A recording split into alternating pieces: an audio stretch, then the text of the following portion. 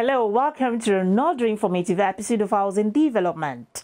The incessant reports of building collapse in Nigeria have become increasingly alarming and embarrassing in this modern age, as there seems to be no end in sight to this menace. Casting a retrospective look into the history of failed buildings in Nigeria, one would observe that Lagos and Abuja appear to record more of such cases than any other states in Nigeria. It has become so bad that one can arguably say that a record of building collapse is registered somewhere within the country in every 6 months. People are yet to recover from the shock of the recently collapsed 21-story building still under construction in Ikoyi, Lagos State. How do we curb this menace of building collapse? Are there possible ways of averting this ugly collapse? These are questions begging for answers as we start up today's episode of Housing Development. As always, I am your housing diva, Flora Ani. The news headline is up next. I'll be back shortly.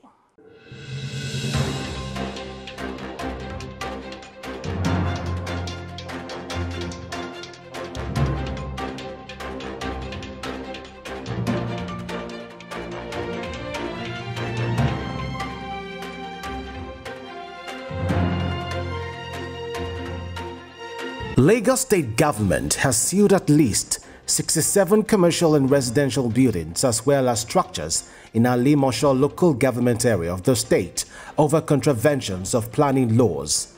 Officials of the Lagos State Physical Planning Permit Authority, LASPA, sealed off the structures during a recent enforcement exercise carried out by the authority.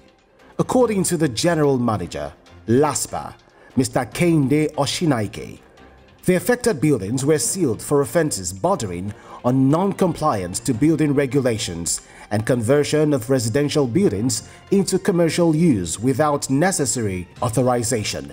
He explained that the enforcement was carried out simultaneously in the authorities' delineated district areas of Alimosho, Mosong Okwonla, and Agbado Okeodo in Alimosho local government. Governor Babajide Sanwo-Olu of Lagos State on Wednesday decried the tragic building collapse in Ikoyi, which has so far claimed 21 lives, admitting that mistakes were made from all angles. The governor spoke when he visited the site of the building collapse, where emergency workers remained engaged in a rescue operation. This is even as a document surfaced which indicated that only 15 floors were approved for the collapsed structure, against the deputy governor Obafemi Hamzat's claim of 21. The 21-story building, which was under construction and located along Gerrard Road, collapsed Monday afternoon amid concerns that he did not visit the site the day the building collapsed. Governor Sanwo-Olu explained that he was out of the country at the time. The governor, who extended his condolences to the families and people whose loved ones were affected by the tragedy, also announced members of a panel of inquiry to probe the collapse. He promised that those found culpable will be made to face the law.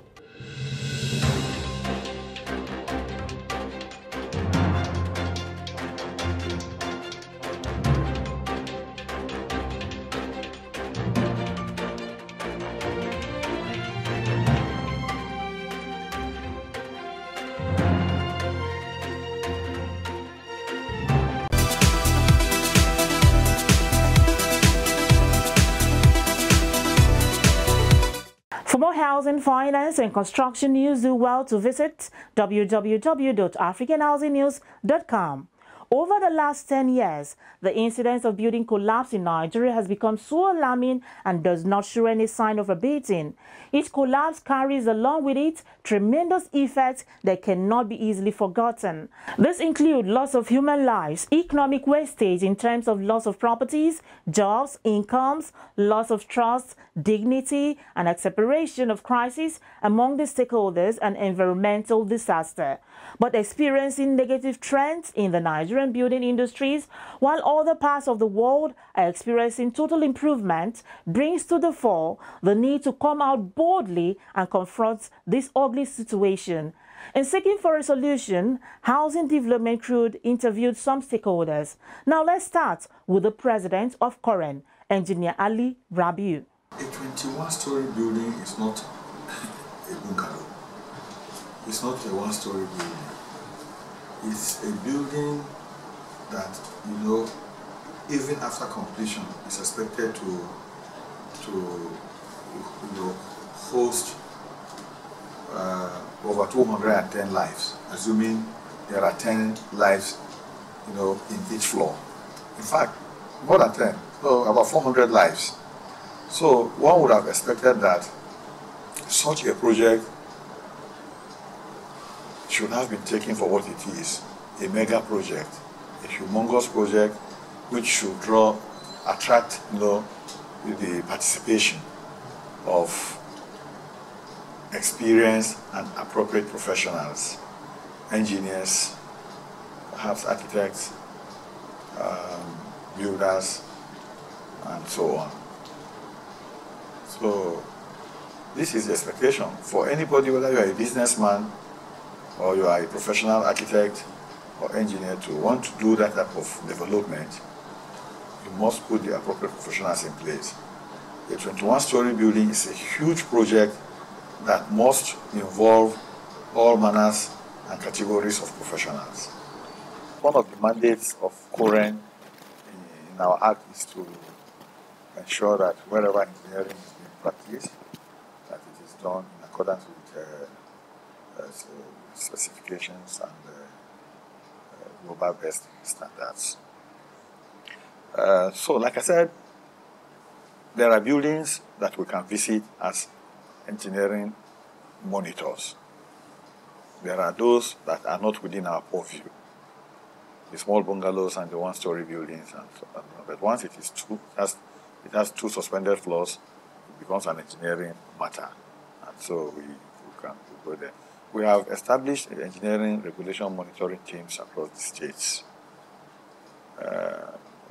We created state technical committees in the states to handle the engineering regulation and monitoring, engineering monitoring particularly in the states. We deliberately involved the state governments so as to get their buy-ins, because most of the projects in the states belong to the government. There's government involvement, apart from maybe places like Lagos and Abuja, maybe perhaps Port Harcourt and Kano. Now, we have inaugurated these state technical committees in about 13 or 14 states. Lagos is one of the states that we have not yet done the inauguration, and that is because we have not received a response from the government in submitting their nominations for membership of the team. Like I said, we're involving them to get their buy-in so that they can participate also. You understand? Now the governor is supposed to have a representative in the committee. The Commissioner of Works is supposed to have a representative in the committee. The State Development Control and the Ministry for Local Governments is supposed to have a representative. These 4 nominees or nominations have not been received from the Lagos State government. And there's need for the government to consider and submit their nominations very quickly now that this has happened, so that the ERM will be in place and they can go around monitoring these projects wherever they are.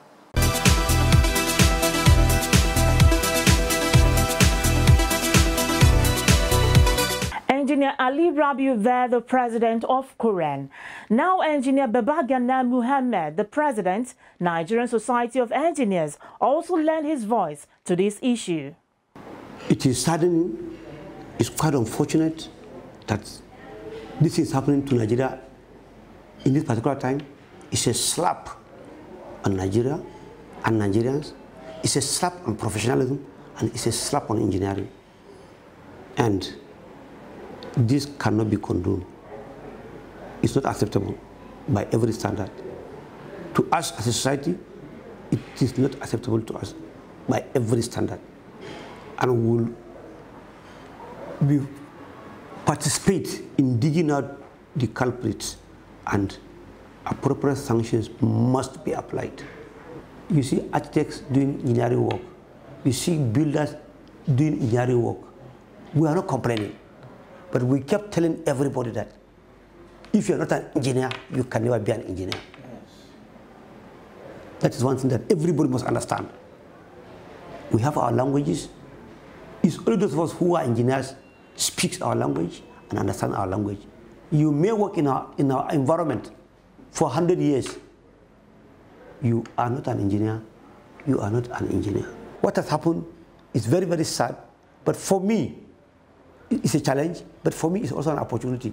Because it's going to expose so many things out. And if we are right, if we are sensible at this point, then everybody will be working towards getting it right. And then things will start going in the right direction and we move. Look at 21-story building.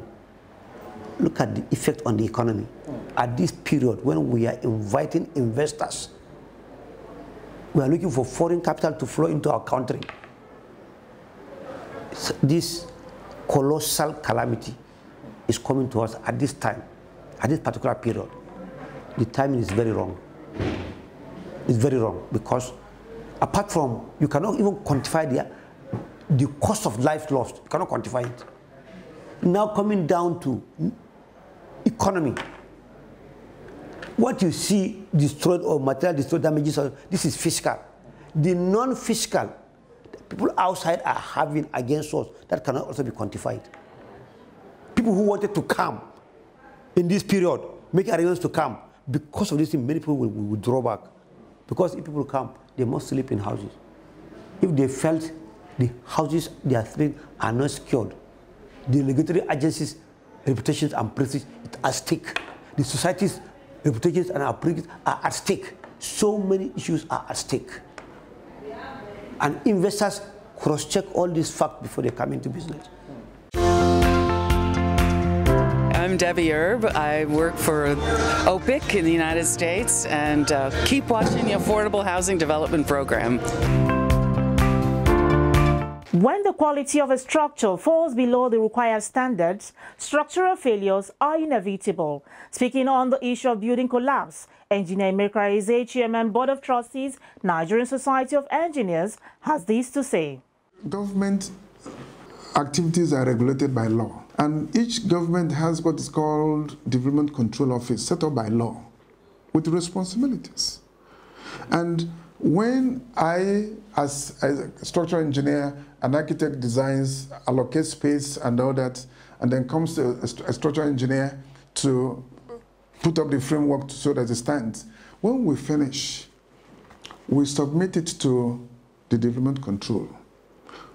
And in that development control, it is expected that you have structural engineers of competent knowledge that will go through the submissions, right? And then they will go back and forth and look at the setbacks, the thing that you're supposed to comply with, provisions. When they go back and forth and approve, they're also supposed to ensure that the project during construction, one thing is to get the approval. The other is to ensure that what is approved is being built. Because it doesn't stop at the approval level. And at that level of construction, that is where the most important aspect as well. Because the person who is building must comply to the quality control and material selection and usage and placement of reinforcement. There is what they call structural integrity that ought to be done at every stage. Even approval before you can pour concrete. Before you can pour, the structural engineer ought to come and look at the placements of the reinforcement and the sizes and their spacings, and then sign off on it that is okay in line with the drawing, and then go and invite the development control person to come and go through it and sign off on it. And then when that happens, they are going to take samples of the concrete during concrete mixing, to take some samples of concrete to be sure that the concrete mix you are using will achieve the same design concrete mix that you have chosen at the point of design. For such a big project, these are processes that ordinarily must be complied with. And if that happens, there is no way that building can collapse. Because the structural engineer is there to sign off on the reinforcement, sizes, spacings, and locations, right? Then the development control, who is the government regulatory authority, will also come as well. Go through it, check it, sign off, and on the day they are placing reinforcement, the concrete, they are going to be present to take samples of concrete and do what they call in situ concrete test, slump test, to see how fluid the concrete is, right? And then document them. Every serious project like this should have a history of all these things from foundation up to the point where you deliver the project. But what has happened is that estate development has now become an all-common affair. It has become a business that even people, with all due respect, who did not have the basic training in development or engineering, are now taking the center stage and become the bosses. That they even intimidate technical people. Say, this drawing says, I'm going to use Y16 bar. He goes to the market and says, what's available is Y14. And you come to you say, I can't use it. They say, you must use it. If you don't want to use it, I'll sack you. Because the man is looking at the effect of that extra cost on his profit. We should use this opportunity to strengthen our such delivery of projects and strengthen the professionals in the sector.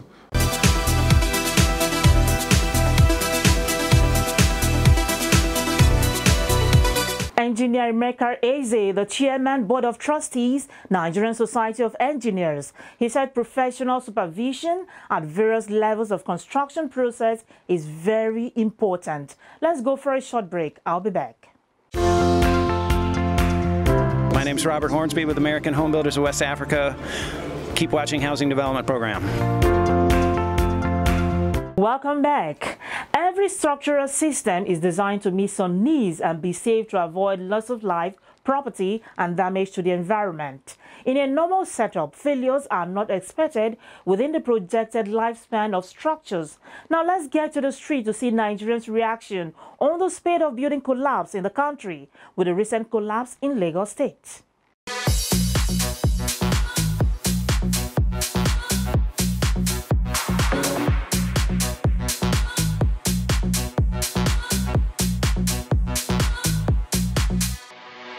Our system here does not encourage excellence.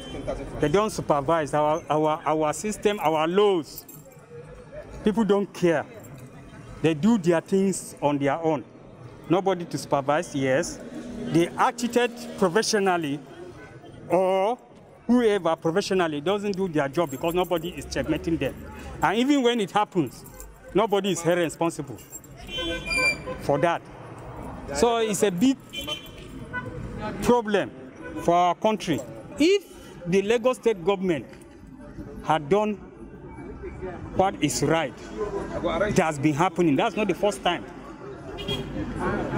Buildings have been collapsing all over Nigeria, all over the world. But other countries will always take action. If it happens today, they will take action and punish whoever, irrespective of his position, irrespective of who he is. They will take action and punish whoever is the culprit. But that is just what we don't need. We don't have here in our country. People flop the law. People do whatever they want. Nobody question them. In my opinion, the collapse of the building in Ikoyi, government has her fault and also the developer. I think that is what I can say. None of them can be absolved from what happened. The developer should strictly follow quality procedures, international best practices, avoid sharp, cutting corners and sharp practices. And the government should do diligence in supervising, buildings like that. I'm sure there's an arm of government who is supposed to be supervising the project as it's going on. I believe the engineers are to be blamed. Before you build anything, before you claim to be a professional, you went to school for this course. and under your watch a building collapsed, you are to be blamed because you didn't do your due diligence to checking the kind of land, to buying good products and everything. You have to do your diligence before you build anything, at least that high, 21-story building. I think it's the engineers to be blamed. The government have nothing to do about it. It's the engineers. The government is to be blamed because anyone who wants to undergo such a project should have been given a vivid investigation, because you cannot engage on such projects. There should have been quality material, for instance, from the foundation level. You know very well that this thing is supposed to carry about 21-story building, so there should be a concrete material being used from the foundation level before you get to the top of the building. So I think the government should be blamed, and then the architects and the engineers are to be blamed as well too.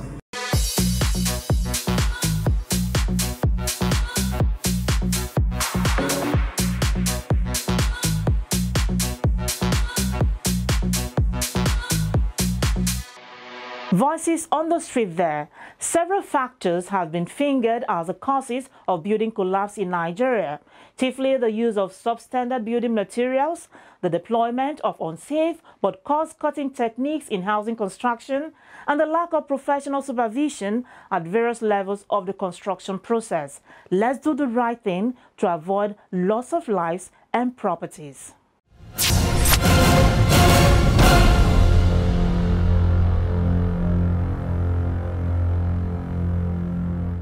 Welcome back. The program is Housing Development.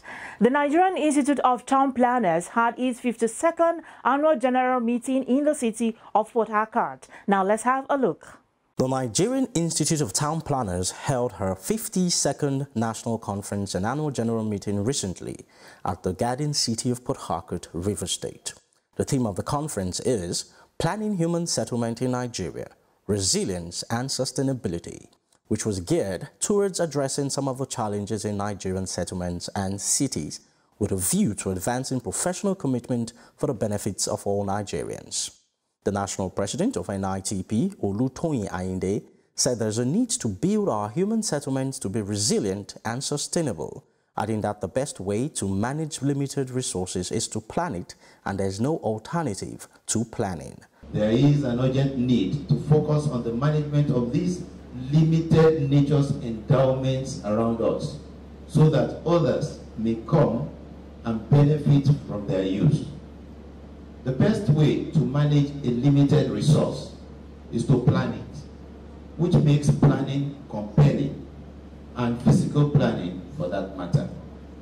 Speaking factually, there is no alternative to planning, so it's no use for governments to attempt to sideline or pay lip service to urban and regional planning. It can only result in disaster.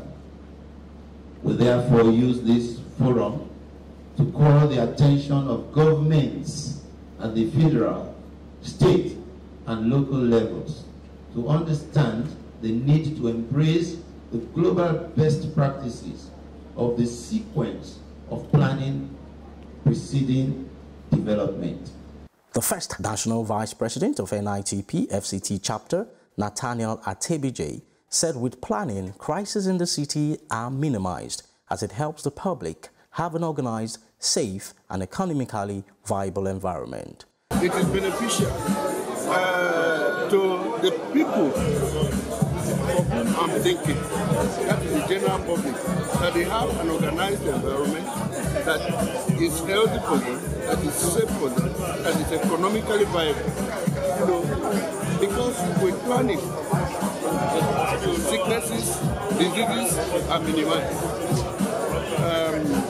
Other crises in the city can easily be minimized the way it is planned. Similarly, the National Public Relations Secretary Edmond Chinem Nwoke stated that the town planner ensures there is connectivity, which is the transportation to sustainable development. So it is a town planner that ensures that there is connectivity, which is your transportation means or mode, so to say, that will move you from your place of living to your place of work.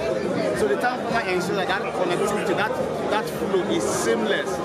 So what the town planner does is to assign land uses, okay, to say that this area has been reserved for residential development, you have areas for commercial development, you have areas for industrial development, and then you connect them with transportation means. Okay, so it is literally that there is order in human environment, and that order, makes room for sustainable development. Meanwhile, the NITP National President Olutoyin Ayinde presented letters of commendation to participants for their contributions.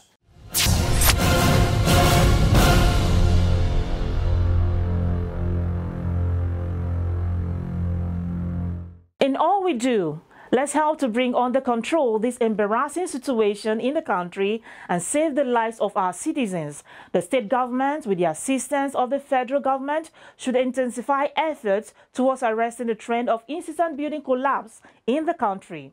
Many thanks for watching Housing Development. If you missed today's episode and you want to watch over again and previous ones, you can do that via the YouTube channel Housing TV Africa. I remain your Housing Diva, Fleur Annie. See you soon.